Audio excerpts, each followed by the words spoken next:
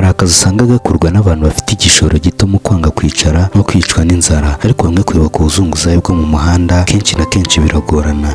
Nicyo kiri kuvugisha benshi ubwo umukobwa w'uburanga wihuje wo muri Ghana yatangiraga ubuzunguzayi.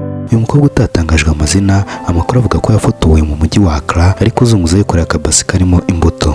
Imigaragarire ye n'imyambarire ye byatumye yamamara atyo ku mbuga nkoranyambaga zitandukanye. Aya mafoto y'umucuruzikazi uvuga ko ari umucuruzi wo ku muhanda ugendana agataro yatangiye gukwirakwizwa ku mbuga nka WhatsApp ndetse na Facebook, aza no kwinjira mu binyamakuru.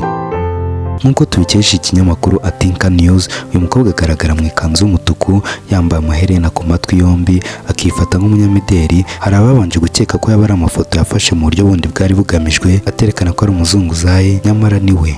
Mu bicuruzwa ari gucuruza harimo amapapayi, kimwe mu bihingwa bikunze kwiganza cyane mu gihugu cya Ghana n'ahandi mu bihugu byo mu burengerazuba.